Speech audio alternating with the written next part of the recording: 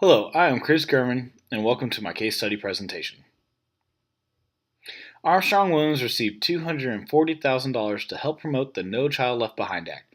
He was able to get people onto many shows such as Steve Harvey's, twice even, to help promote it, all while never disclosing the amount that he was paid. To determine if I would have done the same thing, we are going to work through the Potter Box. There are 4 sections in the Potter Box. The first is definition. This is where you have to try to figure out all the truth. The second is values, where you try to consider what is important. The third is choosing which ethical principle you want to apply to the situation. And the last is figuring out what your loyalties are. The No Child Left Behind Act was signed in 2002 by President Bush. It forced states to set up testing requirements in reading and mathematics. The schools would have to report the results and need to make progress each year, otherwise they would have repercussions. Also, not only just looking at the facts of the bill, you have to look at the facts of those who are speaking out against the bill. For example, Representative George Miller was outspoken about Williams, even called his actions illegal, yet he never disclosed that his largest donors were unions. The No Child Left Behind Act was very opposed by unions. The number one value would have to be towards the students. It is the government's responsibility to educate their country's future leaders.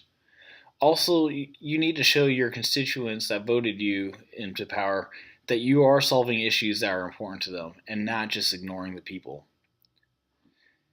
The principle I would choose would be Rawls' veil of ignorance.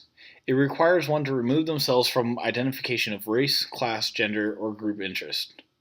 Before choosing to speak on behalf of a group, you need to make sure that you believe in the full cause. For this law, we have to be loyal to the students and parents. These people entrust the government to make the right decisions on their future. After them, you have to be loyal to the teachers. They are the ones that are acting out what is being implemented. You can't set them up to fail. After working through the Potter Box, I would not promote this bill. I do not believe in standardized testing, and I don't believe that they help the quality of education. I believe that it limits the quality because teachers are judged on results of the test, so they only teach the bare minimum for a good result instead of challenging students by being creative. After using Rawls' veil of ignorance, that would allow me to look at the fact that I do not believe it is best for the students and parents, and it allowed me to make a clear decision without the influence of the political party that I would be representing. This concludes my presentation.